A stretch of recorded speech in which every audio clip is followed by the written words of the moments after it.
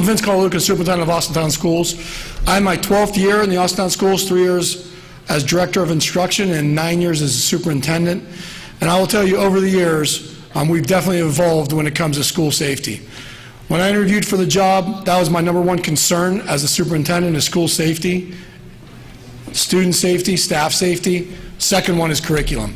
And that's something I emphasize to the board, and we continue over those years to look at ways to make sure our students are safe and our staff is safe. We've made major changes over the years in the Austintown Schools, and a lot of it's been behind the scenes. With the incident that happened down in Florida, and we'll talk what happened with Sandy Hook, we continue to look at our practices and what we can do to make ourselves better, and also look at having best practices, what's going on in the rest of the country, what we can do better, and what they've learned from the unfortunate mishaps that have happened in those school districts.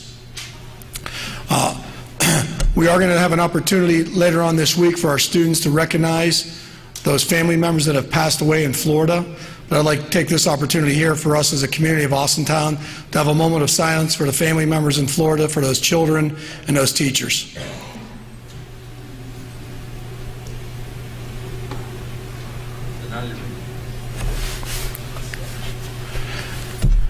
God bless those children and those families. Just want to start with a little history of where we are and where we've come. First of all, I want to thank our Board of Education and the past boards. They've been unbelievable supportive of me and the administrative team and what we do in Austintown Schools around school safety. Also like to thank the trustees of Austintown and the past trustees also. There's been a great collaboration as far as I can go back talking to past superintendents. All the way back into the 80s, we've had an officer at Fitch High School. So that partnership has been wonderful. With Chief Cavalier getting on, he's been a chief since I've been involved in the Austintown Schools. His partnership and collaboration with the Austintown Schools is exemplary. I've worked in 4 other districts. I can tell you personally that you do not have this kind of collaboration in other school districts, and let alone the Valley, but in the state. And I just want us to give the chief and the Austintown Township and the police force a round of applause for what they do for us.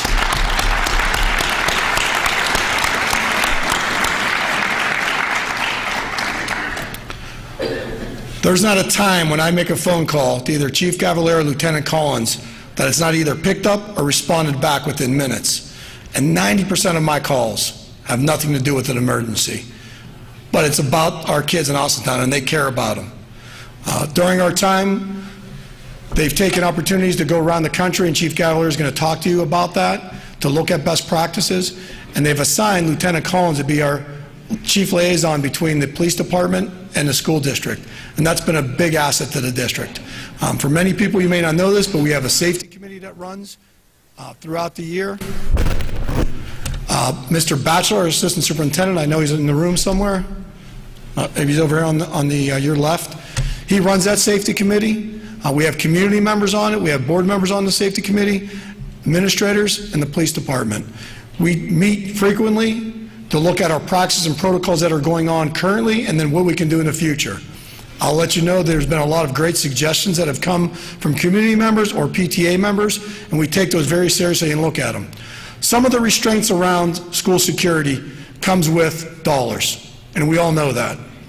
But I will tell you, the Austintown Board has found ways to make sure that we keep your children safe in our schools. Going back to the history, we've had officers at Fitch back in the 80s. I believe we also had, at some point, a campus officer. I believe there were some major thefts going on in cars, somewhere in the 80s, early 90s, and they collaborated and put a campus officer on our campus that patrols all the parking lots, helps us with traffic control. That's still ongoing in the Austintown Schools. We have continually looked at how we can make adjustments, and I'll get into it in a little bit on all of the staffing we have, but I want to take this opportunity now for Chief Cavalier to come up, give him an opportunity to talk about the relationship and the things that his trustees have allowed him to do as the chief and the resources he's been providing us in the Austintown Schools. Chief Cavalier, please.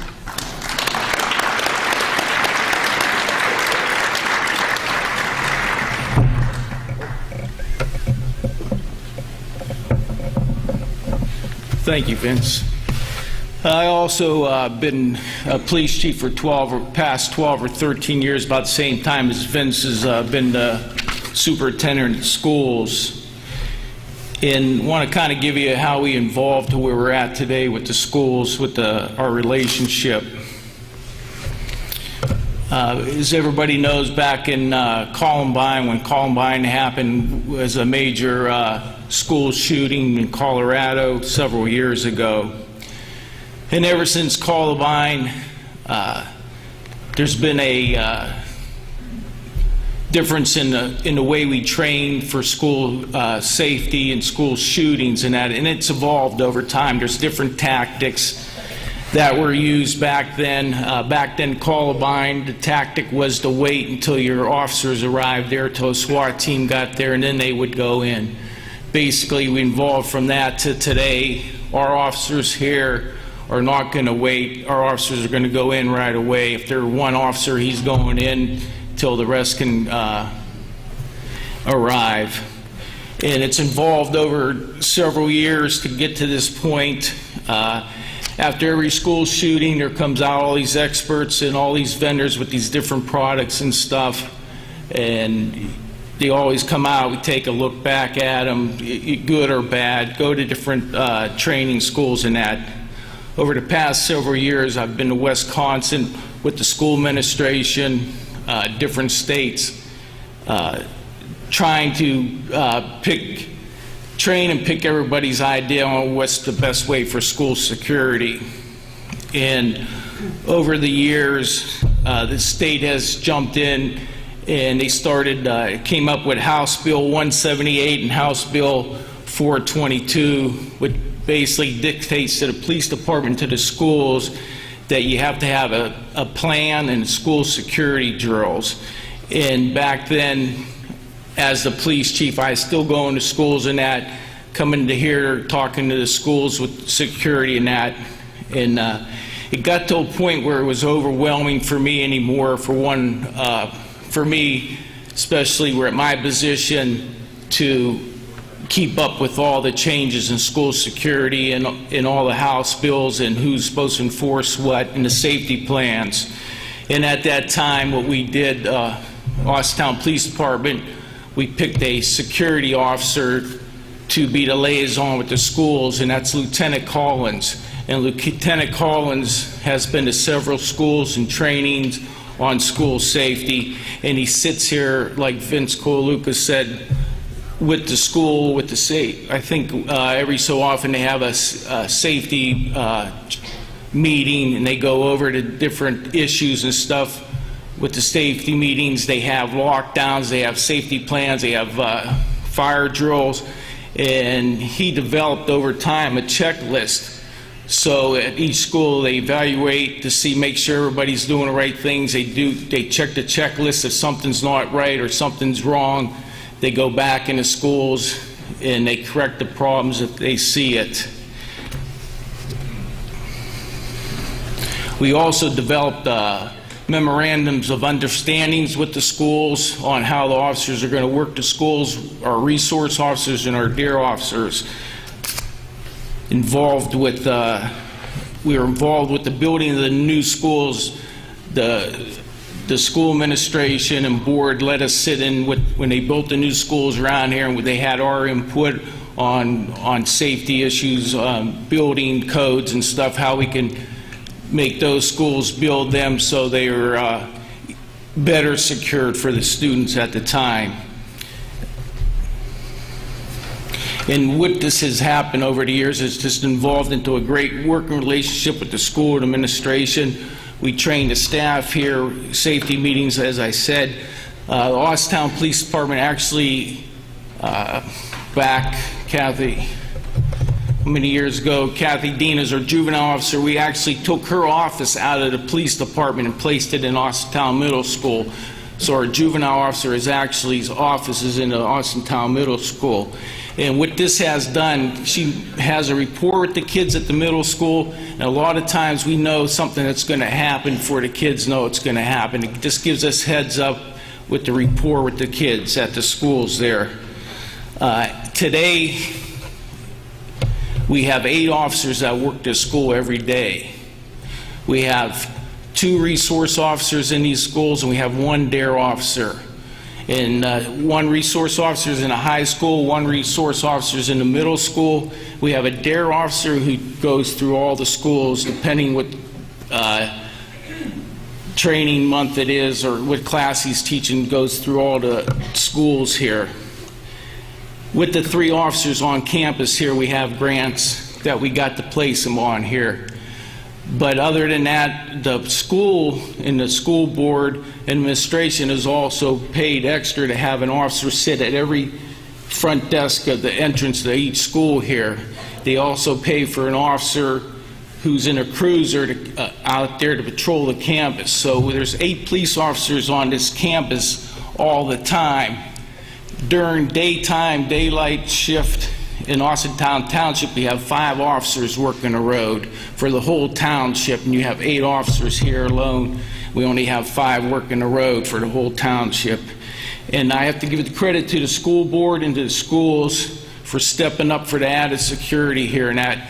And like Superintendent Koluka said, I feel too, I talked to other school districts, other police chiefs, and relationships that we have built here between the police department and school. I have not seen or heard anywhere else in this area. He was saying back in the 80s we had police officers here. I attended school here in the 70s, and we had police officers in the school back in the 70s. I didn't want to date him that much. And the last thing I want to say, you know, our officers are concerned about your kids because our officers' kids go to these schools too. So we're just as concerned as you are as parents. We're parents first too here. But you know, I really feel that what we have in place now between the police department and schools, we have one of the safest schools in the area here, or even in the country. Thank you.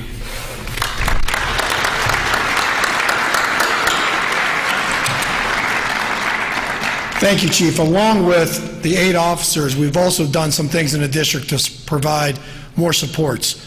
We have 2 social workers that work in the district. Both are manned at Fitch here. One of them is actually a local officer with another community. And also we have a truant officer that is a retired Texas Ranger. You know, he does not carry a weapon, but again, that training and the look-fors, he has that understanding. So we continue to look at ways we can provide resources and help for our students. We understand that a lot of these incidents are mental health issues. One of the things we've emphasized is we're not getting into the Second Amendment issue. That's not something that as an administrator or as a board we want to go down that path. That's a parent-family decision how you want to look at that.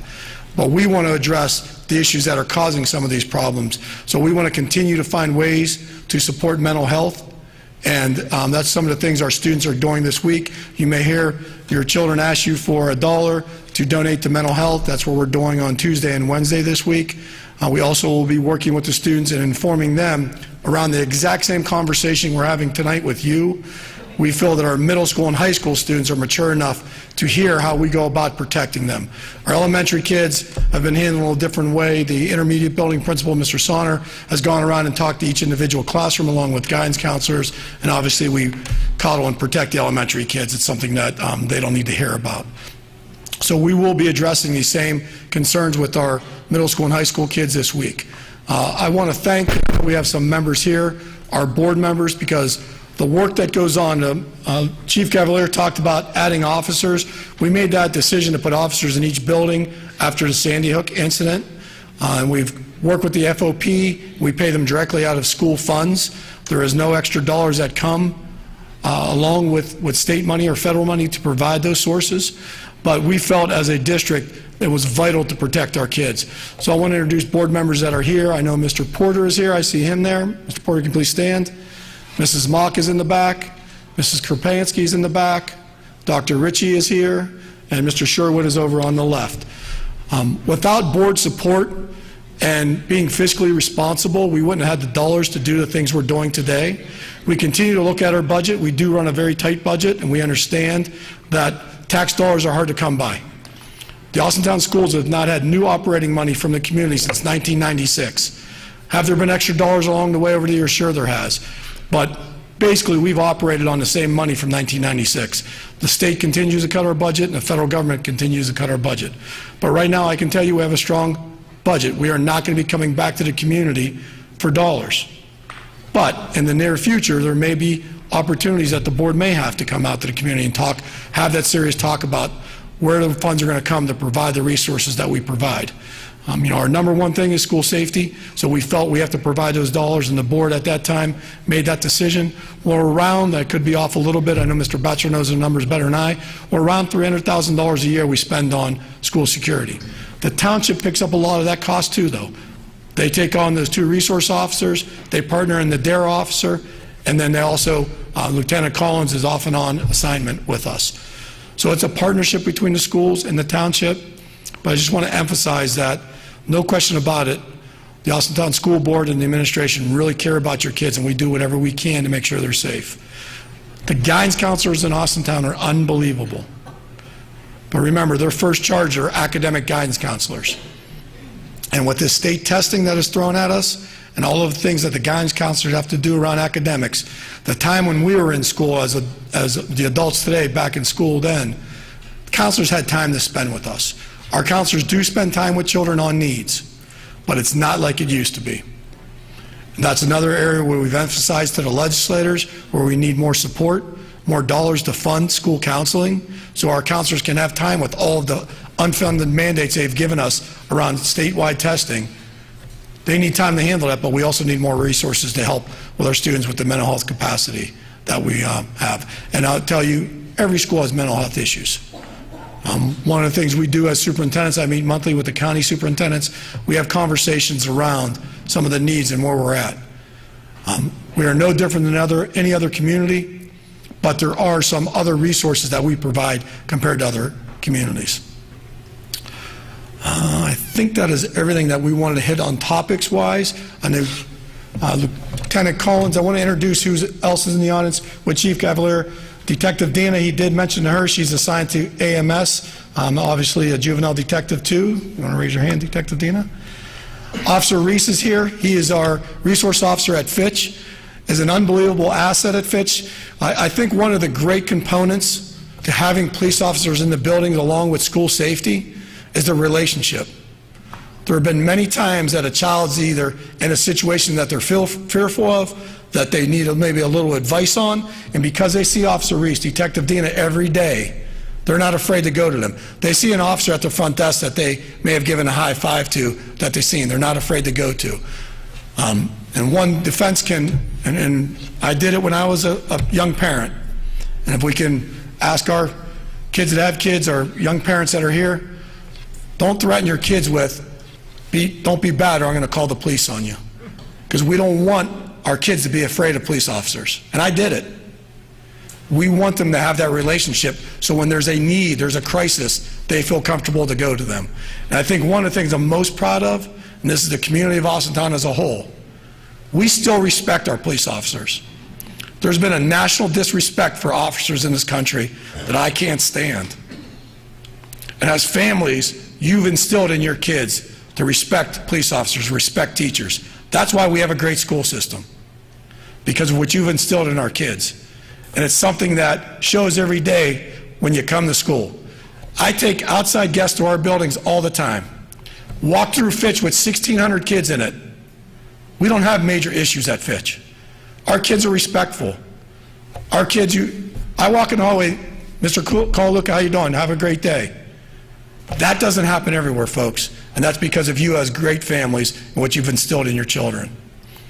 We just take that and continue to build on it. I know tonight we talked to you about a session with question and answer. I want to call up Lieutenant Collins now, also, wherever he is. Lieutenant Collins is our liaison between the police department and the Austintown schools. If you've not seen him on the news lately, one of the things we try to do, we are very upfront with the news media. We are not going to hide anything from any of you or the news media.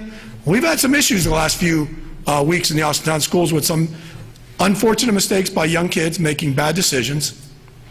We deal with it, but we're not going to hide it from people. Because I think those are learning lessons for families, and that's a talking point that you can have at home with your kids. You know, why did so-and-so do this, or why did this happen that I seen on TV? Make sure you never do that. Make sure you go see somebody. It was said great on the news today. I know we couldn't watch the newscast, but we had 3 student council kids from Fitch, 1 from Fitch and 2 from AMS, doing a pre-broadcast for the news media tonight. And Gia Lorenzo said, she's a Fitch student, said that it's very important that students, if they hear something or see something, say something. And I think that message is really loud and clear, and I hope the media played that piece. I don't know what they played today on the news, but when I heard her say that, we talk a lot about that to our students. And we've heard a lot of that around terrorism, but I think it's true for school safety. Because if there's a child at home that our kids are either texting with or our kids are talking to, and they're feeling that emotional down, they're feeling bad about themselves, they give that little trigger to a friend, that's when we need to know, because we can't intervene after the fact. But we definitely can intervene before the fact, and those relationships are really important. So all of our counselors, all of our principals talk to our students at the beginning of the year. If there's an issue, who to go to. You're the number one source first, parents. But obviously in the buildings, they can go to teachers, guidance counselors, principals, a coach. Those folks all know the mechanism. We're trained in the district. If there's something that's reported, who we have to report it to and what's confidential and what's not. And that's where the police force comes into play. If it can't be handled within our auspice, then we involve them. And it's not to get somebody in trouble. It's about to provide supports for our kids and our families. Ms. Brittany's here today. She's our community relations person for the district. She's still in the hallway now? Where you at? Oh, come on over, Britt. Britt's going to man the other mic. We're going to read off the questions. We did take and try to combine questions so we're not redundant in the questions. If there's something that's not answered here tonight, please go on the website, click on my picture and email me. We will get back to you. We tried to hold a 24-hour policy to get back to you as quickly as possible. If I'm out of town for a day, I may miss you. I do get my voicemails and emails out of town, but most part we're about 24 hours in the central office. Sometimes the buildings are a little more hectic than we are, but that's kind of our protocol in the district. So please reach out if we do not answer a question tonight. And if anybody has any more questions, there will be someone around if you just raise your hand. Yeah, Mr. Batcher will get it. Tom, you want to come up because you may be answering some of these too. First question, what are the specific plans and processes to keep our very young elementary school students safe in case of an emergency? We can team up on that. One of the things we've done throughout the district, and if you've been in our buildings, you'll see a little red box above every door that says stop. That's a little alarm system. It's not tied to our district alarm system that we use at nighttime, but that's to alert the nearest classroom teacher that someone exited the door. Our little ones are fragile. We understand that we need to protect them. Doors are locked down. You must go through our front door. I didn't even talk about the Raptor system we have. If you've not been in the Austintown schools as a visitor, you must scan your license with the officer. That goes against the national database to see if there's any issues with you as a person. Doesn't mean you'll be excluded if there is an issue. Just means the officers will handle it a little bit differently. Those little boxes are there for a teacher to monitor, so if a little child does leave a door, we know that someone has exited, the alarm goes off, and a teacher is immediately looking to see who's leaving and how they need to handle that situation. The other thing you need to be sure of is that the elementary, those little ones don't go very far without an adult with them. They walk from class to class with an adult.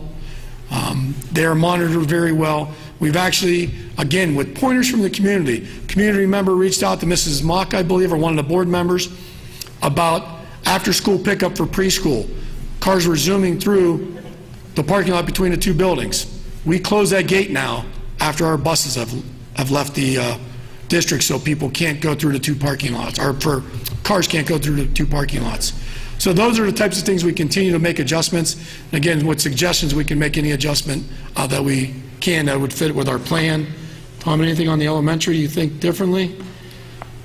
Well, the uniqueness with the elementary school is the fact that we empower our teachers to have the greatest decision-making at that time. Because we train with the, under the ALICE acronym, which is Alert, Lockdown, Inform, Counter, Evacuate. What I've explained to the elementary teachers is you're my biggest asset. I need you as the teachers to be empowered with the best decision-making you can. So depending on the situation, we'll inform the teachers as to what's occurring inside the building, and then they will take the necessary steps to decide what is in the best interest of their students in their classroom. As the grade levels increase, and obviously those students are able to make a greater independent decision depending on what's occurring. But I've always said to elementary teachers, you're my biggest fear, because obviously it's like herding cats. You're trying to get everyone together. And we want to minimize the trauma, so to speak. At the intermediate, middle school, and high school, we do a lot more training. We try to involve ourselves a little bit more. But the elementary, we really try to walk that fine line with the students. Basically, we believe it's the parents' responsibility. We really don't want to engage in something that could be too emotionally disturbing. Thank you. All right, next question. Looking into the history of modern-day school shootings, they all have one common denominator: loopholes in school security. Columbine shooters walked through the unlocked doors, so did the VA tech shooter and Stoneman Douglas.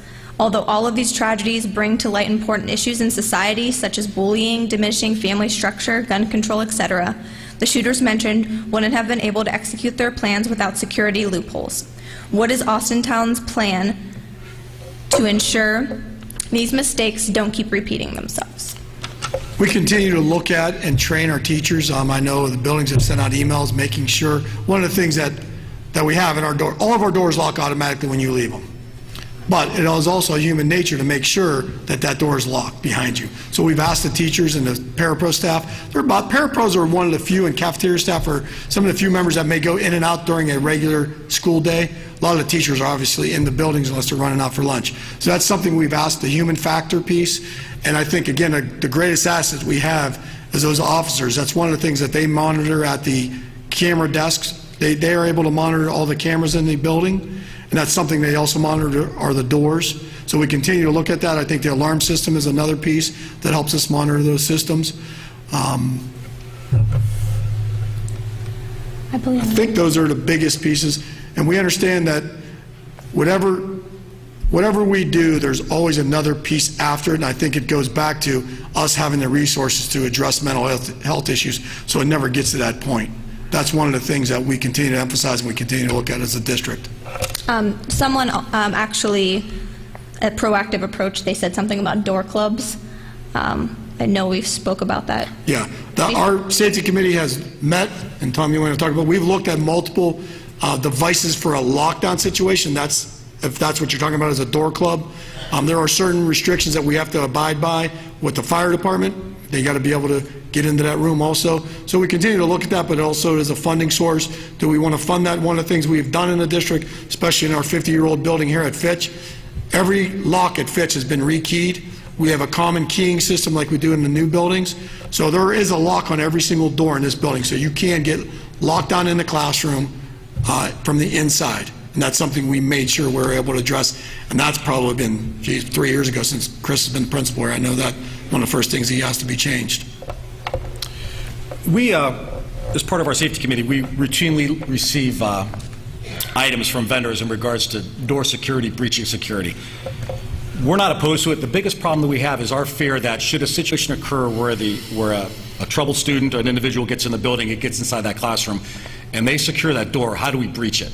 If you put a bolo stick, a door guard, if you put some type of mechanism in the place for us to breach that door, then that takes several minutes. Because, I mean, we're going to be working that door very hard to get that door open. We found that the most reliable system was to try to have a key lock or basically a deadbolt lock and lock the door. It's a simple, quick process that we don't have to have teachers changing keys all the time. If I need to get in the room, they are instructed they are to not open that door at any cost, no matter what. So if we go into a lockdown and we initiate a lockdown in the school building, our teachers are trained each year that you are not to open that door at all. We will open the door. The police, the administration, we will open that door because, in theory, if a critical incident were to occur in that building, I don't want you exiting out and then suddenly making two rights and then come to a situation where suddenly you've realized you've walked into a scene that's very traumatic.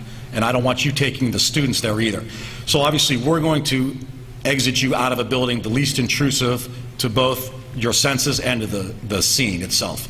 That may be just going out the window, with the use of the fire department. So it's always going back to that same philosophy. Should a situation occur inside of a building, what is the fastest, quickest way for us to make entry? The door guards, those devices are good, but let's be realistic. If I'm spending 2 to 3 minutes, and I've been on scenes at residence where critical incidents have occurred, and I've spent several minutes with a battering ram just working the door. That's time that's evolving and it's elapsing, and it's time we're wasting. Before you ask, one thing I did, Lieutenant Collins reminded me, I did want to talk a little bit about the incident at AIS. We have made a change in the safety committee, again, evolving over the years. For those community members that don't know, AIS went into a soft lockdown. There was a report to the principal, and they did find a note of someone wanting to harm someone else. And the officer on scene put us into a soft lockdown. A soft lockdown means classrooms still go on. Our teachers are still teaching. There's no one barricading. There's no one hiding. And the simple term is we really had a hallway restriction. We didn't want any kids changing classrooms, but we wanted teachers to still teach because we didn't feel there was an imminent threat right then to our kids. After we dug into it, we found out, we did phone home to the community members to let them know in that building that we were in a soft lockdown. That did cause a little panic for some people. So we've changed the term. We are not going to no longer use soft lockdown. That was a double negative, sorry. We're not going to use soft lockdown anymore. We're going to be using hallway restriction. That's something that's been put out to the principals and the staff. So if we're in that situation, a parent won't feel alerted by the word lockdown. If we're in a true lockdown, one of the things for parents that came to pick up their kids, we did let you pick up your kids that day. If we're in a hallway restriction period, there's not a need to pick up your children. They're in a safe situation. We just have to dig a little deeper to make sure that we want to have kids in the hallway. And that's an assistance with the police department. They're right there side by side with us on that. If we're in a true lockdown situation, Lieutenant Collins can talk about this, you won't be able to get on this campus. We will be blocking every road to make sure that the police force has control of the whole situation. We don't want the influx of family members coming when it is that dire of a serious situation. We have not been on many lockdowns in our district because we don't have those types of issues. We're not naive, though. We know it could happen anywhere. But I did want to inform you that we are making a change that'll definitely be something that we'll be instituting in the future. Mr. Batchelor actually has to go in and change our safety plans. And that's something that we'll be doing also. So I wanted to inform you of that. Next question is, why is there not any safety measures at the online trailers? Why only one police officer at the front of Fitch with such a large student body? For the trailers, I can speak on that. Those doors are asked to be locked by our tutors. They do go in and out at times, just like our kids go in and out at recess. They do have communication to the building.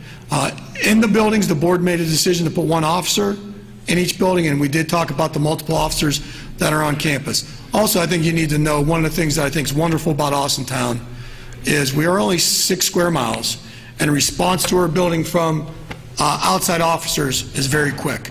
So we know we'll get response from our campus and our officers on site, but also we know we'll get a lot of support from our outside officers very quickly. I have a student at AIS and a Fitch student that attends MCCTC. To what level of safety are the Fitch students protected at the MCCTC? They are still Austintown students. Yes, they are. I know MCCTC is locked down. Their doors are always locked.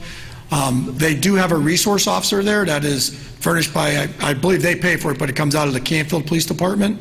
I actually coached the one young man that's there.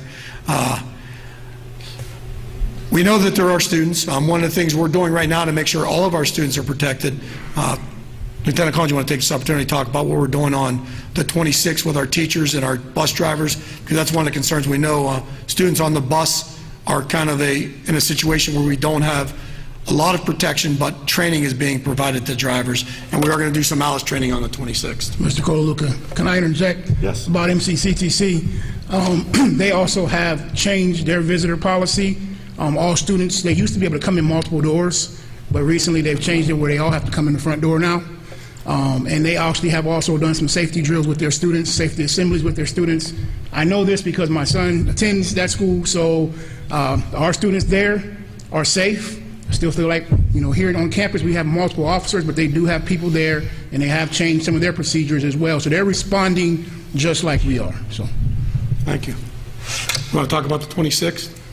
The 26th, we have an in-service day with all 4 schools, the Transportation Building and the Austin Tower Learning Center. That day, obviously, we'll be doing our in-house instructional in-service with the teachers for our ALICE training. We'll also be talking with the Transportation Department. Several years ago, every year we attend training. We send officers out to be instructors because we feel it's better to hold it in-house as opposed to sending all the officers down to Columbus and absorbing the costs. We train in-house. It's just fiscally responsible.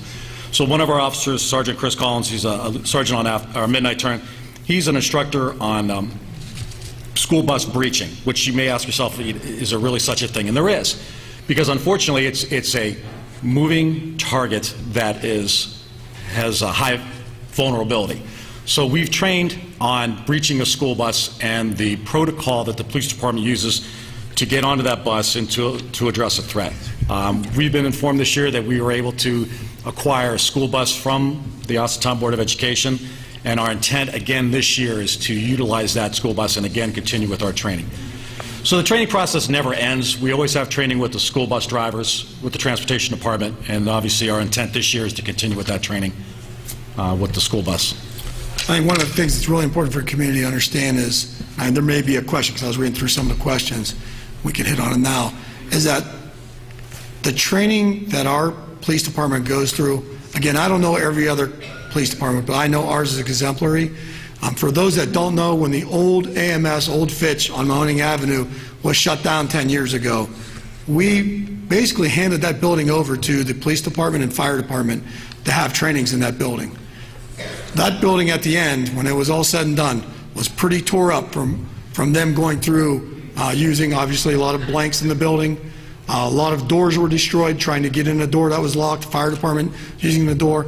So that training has been going on extensively. And currently also after the 26th with our staff, the police department will be here at Fitch on the 28th, 29th, 30th. 28th, 29th, and 30th, 3 days of in-house training in our own building.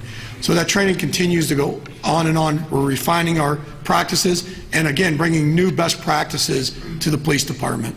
And I think, again, I really makes me feel comfortable as a superintendent, and as parents, you should feel comfortable that you know that they're doing everything you can to make sure your students are safe. Are any extra precautions being taken during outdoor recess? And someone else also asked pretty much the same question, and they wanted to know at AES how many teachers go outside with the kids. Yeah, we make sure that the parapros and teachers that are on duty have walkie-talkies. We make sure that those 2 gates are closed. That's very important. They close the gate over between Linkirk and Lloyd Loop, and then out on Idaho. Students got to have recess, and those are things that we understand, but it's about the communication and be able to get, if there is an issue, get someone out there to help with that, with a situation. I don't think any of us want to totally stop doing the things that we normally do in schools because of the way things have been. I think we got to be very proactive. We have to continue our training, but I don't know if we want to stop doing the things we do. We know that educating the whole child is vital. Wellness is a big part of what we do in the Austintown schools. That recess is part of their wellness plan. I know a lot of people see it as just play, but it's a big part. And any elementary principal or teacher will tell you there's a huge difference in a day when the children get to go out and be on recess than when they're in the building doing inside recess, playing games and that in the classrooms. A big difference in the academic day because the kids didn't get the chance to give that steam off, didn't get their adrenaline flowing, and that happens at recess. So we'll continue to provide resources for those monitors that are out there and continue to check protocol and making sure we're doing the right thing so those children can be safe.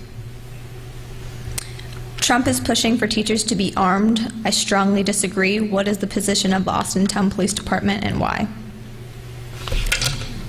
I can answer on the board. If you missed the board meeting, our board just passed a resolution that they've given me power to use with our legislators and my lobbyists that I serve with on the House School Boards Association, or the Howe Superintendent Association. The board policy had nothing to do with teachers carrying weapons. There was a teacher that made a comment on one of the news medias, and not our teacher, but in the country, that give us resources to help the mental health of children. Don't arm me with a weapon. And our discussions have never been around that facet. The Second Amendment is something that we aren't even going down and touching. That's something up, again, to individual families.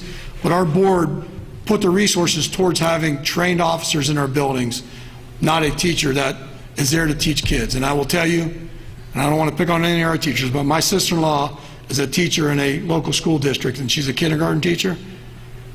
I know she would never want to carry a weapon, just because 99% of the people that go into education go into it because they love kids and they love teaching, not that they want to carry a weapon in a school. Lieutenant Collins, I know we've had discussion about this. I don't know if he wants to give his comments on it, but I feel that we're a lot safer with them in the buildings than other people carrying a weapon. Well, I know everyone wants this answer. So I'm going to give you my philosophy. It's not the endorsement of the Austintown Police Department or Chief Cavalier. Here's what I think. Teachers get in the profession because they're educators, they're nurturers. They want to teach children, they want to be mentors to those children. We routinely, throughout the year, engage in use of force training, firearms training, and legal updates, because we have to operate within certain parameters of Tennessee versus Gardner and Graham versus Connor. We also understand that just because we qualify each year shooting at a target only means we're qualified to shoot at a target. We're dealing with human life and the sanctity of human life, and we understand that, we recognize that. I can tell you in my 27-year career in law enforcement, there have been several instances where I would have been justified in using deadly force. I've come extraordinarily close. Only through the grace of God and through training were we able to negotiate and de-escalate the situation. The problem is that when my officers come to the station for work, during roll call, I assess them. I talk to them, I speak with them, we go over roll call briefings. I basically look at them to determine what is their mental and physical capability. Because I know they carry a firearm, they drive a car, and they have powers of arrest. The question comes up is, if you empower these teachers to carry a firearm, who also is going to evaluate them? Due to our drug-free workplace policy, if you are under a narcotic, you must receive authorization and clearance from the doctor. Who's going to give that authorization to the teacher? Who's going to cover their insurance? Is it going to be their homeowners? Is it going to be the district's homeowners or district's insurance? Where's that weapon going to be stored? Is it going to be on their person or in their desk? We go through several hours each year, and we've just done it last month, of weapon retention on our gun belts. So what we will physically do is we will stand there and I will look at you, and next thing you know what, I am hard fast, I am going for that gun, and we're going to the ground. And we will do this. Constant training, constant. What's the level of retention of the weapon holster that you're going to be carrying? So we're talking a huge Pandora's box that we're opening with respect to. I will say this. I don't disagree with teachers wanting to defend themselves, but I also understand that with the round that I carry, it's a .357, shoots 1,200 feet per second. I know from 8 feet away, I'm going to over-penetrate. Does the person carrying their firearm understand with the weapon that they're carrying and the round that they're shooting, that they're responsible for every single round that they shoot? I don't want to shoot someone, over-penetrate, and end up shooting a child right behind them. Because I've had that, where I had a standoff with a subject holding 2 attorneys hostage in Austintown with a shotgun. I come around the corner, he's 10 feet away, I'm looking at his back. I'd have been clearly justified in shooting him because he's holding a shotgun to 2 attorneys. But I also know that I would have over-penetrated him and shot the attorney also. So, see, there's a whole gamut that involved when it comes to firearms and deadly force. This is why we have this discussion quite frequently. I think the other piece that you brought up to me in our safety committees when we've talked is, the districts that are doing it now, how are they going to handle if something does happen and that teacher has a weapon and then that sheriff arrives and they're coming in the building, they're going in, they don't know who that suspect was. You don't get an ID right away on a suspect. Again, when you're in that heightened sense of adrenaline, is that person going to know to put that weapon down? Because that officer ain't going to know. All they're going to see is a weapon. So we've had that conversation, and we are not going down that approach with our board right now, and we don't feel we need to. But I think what Lieutenant Collins gave you is something that we've continued to talk about. If the school has a lockdown-only response, what are the teachers telling my child to do if an attacker gets in the room? You want to go over Alice for that?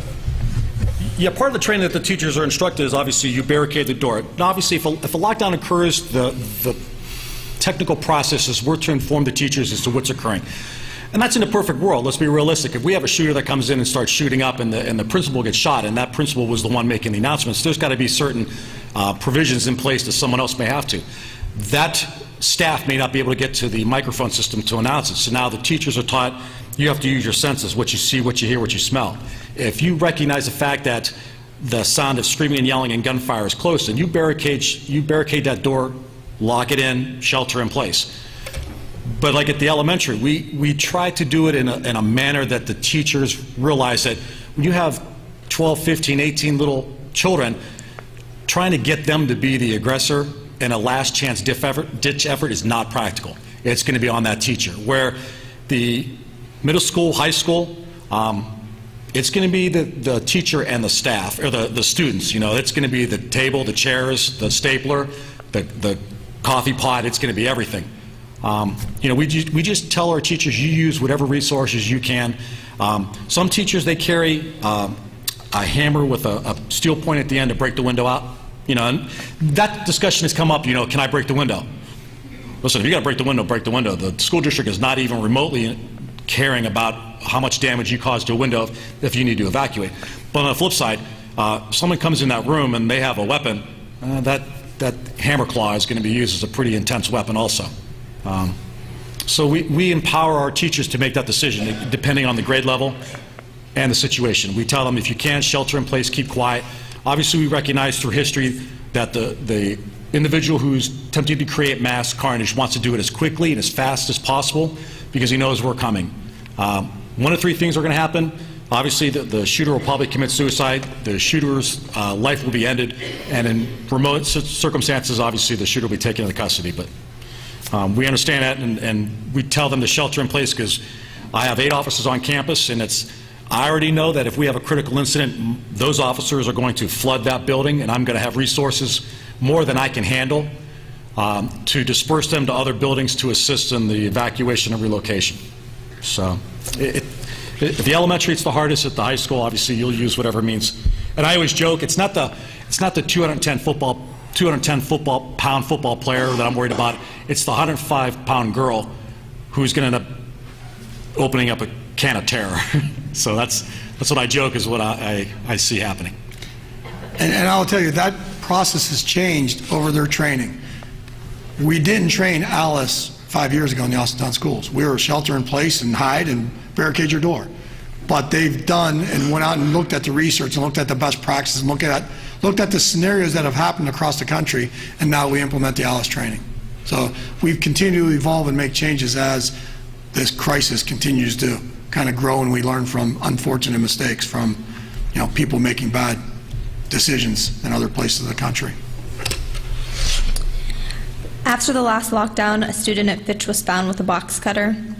Metal detectors at the entry would have stopped it at the door. Thankfully, nothing happened. With the relatively low cost, when can we expect this to be addressed? What other preventative measures will be taken? Just to let you know, that lockdown had nothing to do with a box cutter. So that was a little misinformation that went out from the media. We continue to look at all measures. That's something that the Safety Committee has talked about. Is that a direction we want to go in? It's something that we'll continue to talk to the board about. We've not made any decisions on that, what direction we're going. One of the things that we do know is the districts that do have metal detectors in them, just like one of the questions before, there's a lot of ways around those types of things. Those that have kids at our high school, you've gone and played at East. East has metal detectors, but during athletic events, their metal detectors are not on. So there are times when metal detectors are not on and not covered by a police officer. So those are things that we continue to talk about. We're not saying we're not doing that, but it's not something that we're doing next week either. So we'll continue to evaluate what's best for the Austintown schools and our kids. Why is it when I go to the elementary school's front desk, I have to get buzzed in, but instead of speaking to me over the intercom, they automatically unlock the door? What is the reason for locking the door if they are unlocking for everybody? Right, I think that's about relationships and knowing people. Those that are frequent people to our buildings, a secretary or a police officer knows you, they will buzz you in. If there is someone that they don't recognize and don't know, that's when the questioning will happen. So again, it goes back to the training of the officer. And our secretaries and parapros sit right alongside that officer the day he got to use the restroom or the day he's assisting with a child. They see how he interacts. They see the protocol that he goes through. They are trained right alongside with him on the entrance of our doors.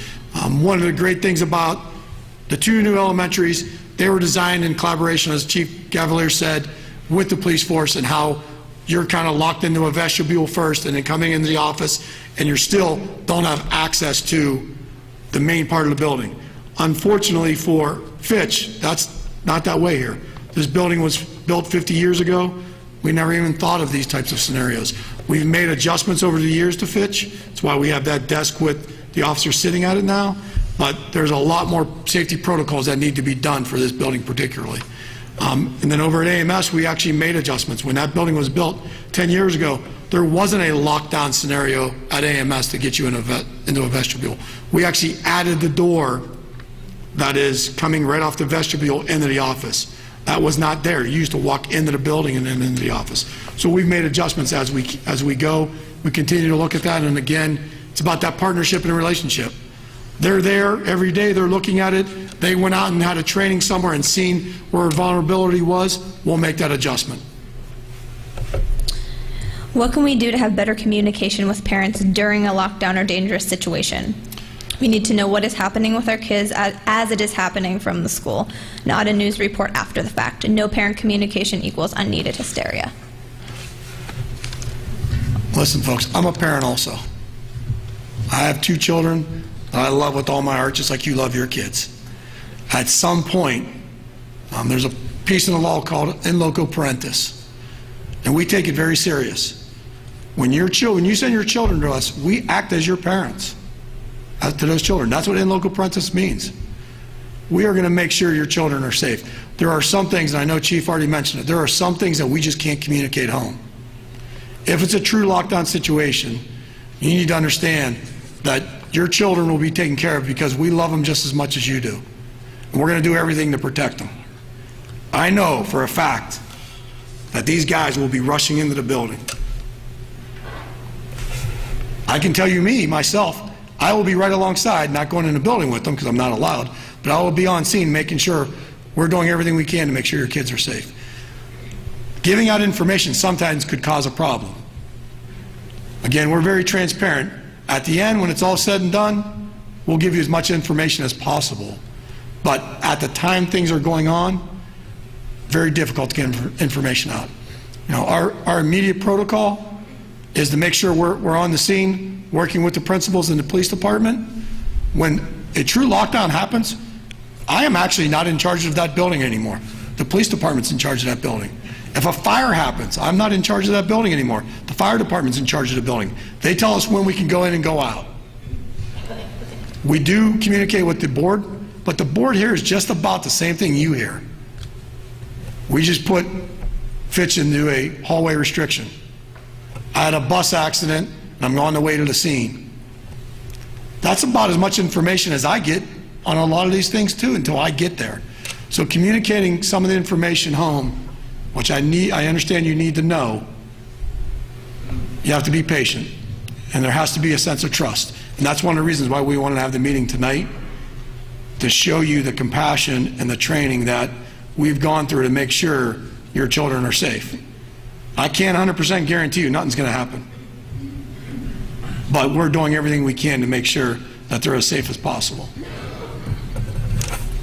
And just to add on to that, when we did go into soft lockdown, both buildings did receive a one call. I believe Fitch did. Chris, if you can back that up. And I know AIS did as well. So when we did go into soft lockdown, we did issue a one call. We'll continue that. The one call system's great. If you're not utilizing it, please just go to our website, click on one call, It'll take you in. You can go load your cell phone in there. That's probably the best tool to have in there. Load your cell phone in, and you'll be able to get the one-call communication. And next year, we're working it right now on piloting. We will be using that system for texting also. We're working with the building principals right now that they're going to use it for texting in-house with staff. We want to be able to use that for parents because, again, that's another good means of communication where text goes out a little quicker than a one-call. With mental health an issue in many school shootings, what is done regarding the kid who appears to have no pals, a loner, etc., etc.? Are there programs to try and integrate them into the school family? Have no, pardon me, was that one part? Have no what? Have no pals, a loner, no. etc., yeah. Are there any programs to try to integrate them into the school family? Well, I talked a little bit about what we're doing with mental health. You know, the first lines of defense actually starts the first day of school. In all of our buildings, we institute a program called PBIS, Positive Behavior Initiatives, and that's teaching students the proper way to do things in our buildings, and it sets the expectation for how we expect children to act. During that process, our guidance counselors and principals talk to each student about, if you see something or hear something, say something. That's very important. They also talk about the resources that are in the building. The guidance counselors, again, are unbelievable. If the child's in need, the guidance counselors are there for them. We talked about having the 2 social workers that we have. We also, in the Austintown schools this year, have partnered with AltaCare. They provide outside counseling agencies in our buildings. They are not here 5 days a week in each building, but they're in each building at some point of the week. We've partnered with them along with Judge Delick's court in implementing our attendance policy, the early warning system. So if there's an issue with a student's attendance, grades, or behavior, we get a notice with a computerized system we use, and that's somebody that our principals and guidance counselors look at. That also could invoke a referral to the early warning counselor with ALTA, and that family will be provided supports. One of the things I know we've done at AMS, I don't know if anyone else has taken on Rachel's Challenge, any other buildings? At AMS particularly, they've invoked Rachel's Challenge, which is from a young lady in Columbine that passed away. And that challenge is to step up and talk to somebody or invite someone to come sit at your cafeteria table. Don't let someone sit alone. Because we know if you feel isolated, that's when issues happen. So the middle school is taking that initiative, and I know there's other programs that go on at the intermediate that talks about being a friend with a neighbor or a friend with someone that's kind of standing alone. Those are pieces that we continue to work on with our staff and continue to work on with our students. What measures are being taken to ensure the many volunteers in the building are trained on how to respond to an active shooter incident? Lockdown in general. Yeah, that's actually come up this time. Again, parents and community members, thank you for bringing something to our attention. Again, we meet a lot, we go through a lot of protocols, but we don't get everything 100% right. It was brought up by a PTA member that they think that they should be involved in some of the ALICE training, so we talked to the building principals and put out on the 26th if they would like to come and be a part of that, they can be. So we're continuing to look at our volunteers and how they are.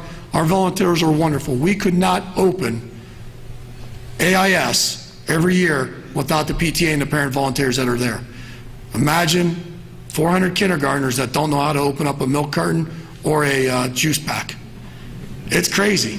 Now we split their lunches up, but those volunteers, that first probably 2 weeks, are helping us with those kindergartners. You know, we have a great partnership with United Way with the Success by Six program. They give us about $18,000 to implement a summer school program for our incoming kindergartners. That helps, but it still doesn't hit every facet we need to in every kid. So those parent volunteers are vital to our school community, and we understand it's very important, but also we understand that kids' safety is important too. So we make sure that they're meeting the right requirements that we need them to meet, and they are invited to be part of that training. I don't even know if you knew that, Lieutenant Collins, but we did that. Might have a few extra people on the 26th. How is taking our children outside and advertising that they are doing so safe? Everyone in the Tri-County area knows that all of the high school and middle school students will just be standing outside and open. How can you mandate this? All right, so that person's talking about what we're doing on Wednesday. We are not doing a walkout. We've actually worked with the student council at each building, the middle school and high school. We're not doing anything with AIS or AES. Those students have decided that they want to do where we put together an evacuation practice drill. So we will be practicing our evacuation to the stadium. At that time, before this happens, we will be locking down all of the roads into the campus. So you will not be able to come in off of Raccoon, off of Falcon Drive by Berkey. You'll be blocked off somewhere at Lloyd Loop and Lindkirk Loop after the 2 elementaries. So if you are a parent that needs to go to those 2 buildings, you'll be able to go there. There will be police officers on campus that day. We're actually presenting to the kids. Lieutenant Collins and I are going to kind of do the same spiel we did at the beginning on how we provide safety for the students. So we will be doing that day, and also we will be providing the students and the student council an opportunity to have a moment of silence for the families that have passed away in Florida. And that is led by the student council at AMS and Fitch. Student safety, it's just like out of recess, just like we do at the end of the day at dismissal. We're going to be a lot safer on the campus during that hour and 15 minutes, because all the roads coming into the campus will be blocked off. So that's how we're protecting students. Plus, with the local law enforcement here, we will be very safe. Will you address the role of parents and the lack of respect for authority parents need to instill respect? I believe I addressed it. I think you as parents have taught our kids to be respectful. I see it every day with the interactions with our staff, with the police force, and I think that's a collaboration. There have been a lot of lines as education that we've taken on. When it comes to the partnership between parents and schools, we share that line of teaching kids respect. I will tell you that is one of my kind of lines in the sand. If a student is disrespectful to staff or threatens the staff, you will be in my office for expecting an expulsion. Principals know that's a 10-day out of school suspension and possible expulsion, because there is no reason for anyone to disrespect a staff member. So that's a partnership between the parents and students, and I will tell you,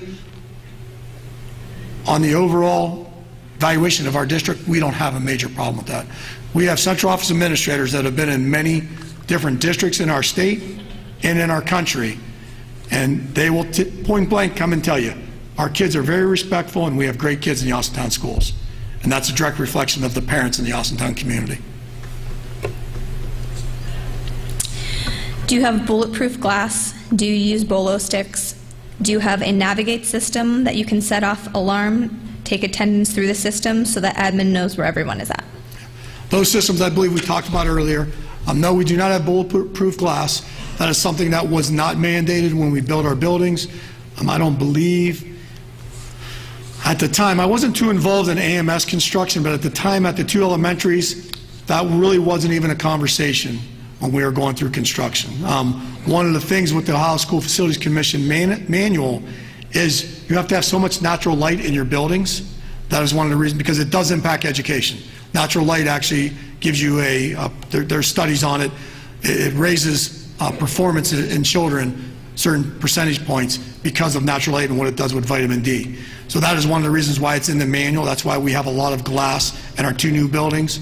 AMS, not as much glass as we have, but front offices we know are glass. Those are one of the things when I've talked a lot about today with the media. When Sandy Hook happened, we had an opportunity to go meet with Attorney General DeWine, and the governor's office was sending people across the state meeting with school officials. And at the time when we met with Attorney General DeWine, we asked to give us resources to protect our students. That would have been one area where we could have put in some funds in our front areas with some type. It doesn't have to be bulletproof glass. They actually do provide some different kinds of film that do work, or bulletproof glass. And the state didn't go in that direction. Basically, you could apply for funds to have radio so you can communicate with your police officers. Lieutenant Collins, how long has the Austintown Schools been in communication with you guys on a common radio system? Probably about 5 years. 5 years on the common one? How about when we were on the tower with you guys? Oh, much, yeah, longer than that. Back in the 80s, I believe that common tower was. So we've had a common system that we moved to. They moved to new radios about 5 years ago. We bought a system, and they have our system because their system was a little more advanced than ours. We used to be on a common tower, where the police force and us were on the same tower. So we've been in communication with them, so we didn't need those radios.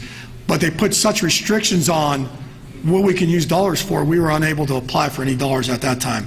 I'm hoping, there's a lot of legislation out moving right now. If you watched Derek's presentation, if you go back and watch his news presentation, Derek Steyer from 21, he actually talked a little bit about some bills that are out there right now that are giving school districts opportunity to bring some funds in for safety. That would be great if the legislators did that. It really would be. We asked for that, going on, 8 years ago, I think, Sandy Hook happened. We asked for those dollars a while ago, and no legislators moved on it, so hopefully this time they will. Why are the parapros allowed to use the door used for dismissal to leave for the day instead of having to go through the office? Buildings are restricting where people are exiting. We talked about that system, the alarm system that is above the doors. All doors are locked, and it's about control, and the officers would like to know which doors people are exiting or coming into. That's why we have that type of restriction. Presently, there is a police presence in the Austintown schools. What more are you considering to increase the security in our schools? I believe we talked a little bit about that. Our safety committee continues to look at what best practices are out there.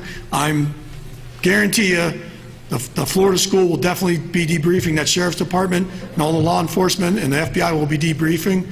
They'll eventually reach that all the way up to us here in Ohio, and they'll have an opportunity to hear what they felt went really good, what they felt they needed to look at and change and do differently. And I know there's been a lot that have come out about officers not going in, officers going in. I think they needed their due diligence to make sure they went through all the facts and been able to go through all the radio transmissions and all the 911 calls. And then that's when we've kind of taken that opportunity. And again, I go back to, that is just a tribute to the township, Chief Cavalier, and the resources that he provides to us, giving his officers that opportunity to go and listen to those best practices that are going on in the country. So we'll continue to evaluate. We're not hard, fast saying we're implementing anything right now. We feel that our officers in the buildings provide a lot of protection for us compared to what's out there, but we'll continue to look at what's best and what we can do differently in the Austintown schools. This one has 3 parts. Why do we have doors without sensors / sensors that do not work? That's the first question. I can answer. Let me answer one. I agree with you, and that was brought to our attention. And as far as I know, building principals, you can chime in. I believe all of the sensors are working for the alarms. We've asked them all to be turned on. I know at the elementary, they actually purchased stools so the teachers that are height challenged can make sure they get to those devices. And I know at the high school that it is assigned to a teacher in that area. And at the middle school, I believe it's the same. Intermediate, it's the same too. So yes, all doors are working now. It is something that brought to our attention. And those are the types of questions we need, or the types of recommendations we need to make sure we're doing the right things. Can we mandate transparent bags for students?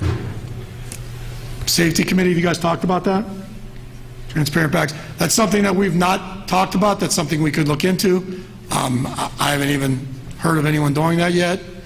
I don't know. One of the things I know in our middle school and high school, our students do not carry their book bags throughout the day. That is not the same in every, right, Chris? Do they carry them in the day or not? They do carry them or they don't? They don't, okay. Some districts do let children carry them throughout the day. But I think a clear book bag would be something that could be preventable of bringing something in during the morning or taking something out that they shouldn't. I know my mother-in-law worked at Dillard's. She used to have a clear purse to go in and out of Dillard's. Obviously, they had issues with theft. I don't know what the retail market's doing right now with those types of bags. It's something that will, now that we have that question, will be thrown at the safety committee. It's something they can talk about. I can assure you this, one of the things we will do is talk to our students about that. Any of those types of changes, I think they need to have input on that type of change. Obviously, adults make the final decision, but it's really important to involve our kids, especially middle school and high school student council kids on that, and our other students. AELC is almost completely vulnerable. What plans are in motion to secure an aging building? That building is locked down during the times that Kids are not coming in and out like all our buildings. The doors are open at times that kids come in the buildings. That's normal, I believe, everywhere. The campus officer does go down to AALC and make part of his campus runs down there, and we do continue to look at that building, what we can do safety-wise. I know Mr. Ventresco, which I haven't talked much about today, he's our technology director. One of the major components to all of this school security is our camera systems. We are currently in the midst of revamping AMS and Fitch's camera systems. Again, AMS is 10 years old. One think a camera system is that old, being 10 years old. It's obsolete. It's analog. There's a lot of broken cameras that he continues to have to address, so we're upgrading that system, and ALC is the same thing. We're looking at upgrading that system to a digital camera system. Two areas we are considering and the board is looking at and Tom's working on is the board office is not locked down and transportation is not locked down. Now those are two areas that kids aren't in every day, obviously, but those are two areas we're having discussion that we want to have probably at least the buzzer to get in those buildings so that all of those buildings are locked down and all employees would have some type of swipe card or a key or a fob to get in, so it wouldn't be inconvenient for the staff members. But there are community members that come into both of those buildings, and it's something we're looking at doing. And the last one I have, what as parents could we do to help? That's a great comment question. I think we'll both plug in on that. I emphasized earlier about having the conversations with your students, or your children. They're not your students, your art students, your children. I think it's vital that knowing the maturity level of your kids, and I don't want to just stick with grade level, I think the maturity level of your own individual child is important. One of the things I think we've seen at AIS, and I know it's a sensitive topic, but we know a lot of students at AIS watched a lot of the news or got a lot of the social media of what happened in Florida. I don't know if the third grader is at that level. It's up to an individual parent to make that decision. But I know we had a lot of issues with third graders worried about protecting themselves. So that is a balance between parents and the schools and how you feel you need to address those issues with your own child. Same thing with an elementary child. High school and middle school kids, yes, I think those children are able to handle some of the stress that's going on now. Those talking points at family dinners are important. And you know, the biggest piece, and with any of this stuff that's going on in our nation, with terrorism, school shootings that we don't even hear about that have been solved because a kid has gone to a guidance counselor, a kid went to report something to an SRO, a parent found something at the house. That's when the problems are solved. So parents being involved, talking every day to your own children, I think is the best way to help us, and emphasize if they hear something, if they see something, to make sure they tell you or tell someone else. You know, there's a lot of stuff on social media. Social media can be a wonderful tool, but also can be a very devastating tool. I would be very cautious as parents what you see on social media and what you allow children to see on social media. The day we had the soft lockdown, which we'll be calling hallway restriction now at AIS, actually someone took a photo from 2015 of a student that had a BB gun outside of the Austintown Library and posted it without explaining that that was from 2015. So if I was a parent that went on and didn't know any better, I would have think that that gun was at AIS and that there was a weapon in the building. So those types of conversations with your children about what they see on social media is very important. And as adults, we have to be very, very critical of what we see on social media too. Lieutenant Collins, any other advice for parents around? You know, all I can say is it's refreshing that we know that we have you as parents that are here and want to be involved in the process. It's just, all of us recognize the fact we would never want to be children nowadays. Technology is quickly evolving and moving so fast, and the children have to keep pace with it. It's unique that now, and I'm not criticizing the parents for it, but we actually have kindergarten students who have smartwatches that you can push a button and it'll send an alert to 4 people. So this is the things that we as a district are constantly battling against. It's the technology, it's the fast pace, the way society moves, and just being involved in a child's life is a refreshing view from the police department, because we don't want to have to come in and take that authoritative role. We want to see the children evolve, grow up, be successful, and move on. But unfortunately, social media, and we see it all the time, social media is pretty bad. We have our last one. And just one more. How many officers are in Poland, Borman, Campfield? You know, comparing to here. I know some districts in our area have resource officers. They've applied for the grant that we've received. I don't know of anyone in the state that has an officer in all four of their main buildings. We're very unique. I think, again, good foresight for the board that we brought our elementaries together and our middle schools together. For other districts, a lot of districts that are large our size would have 7 or 8 buildings.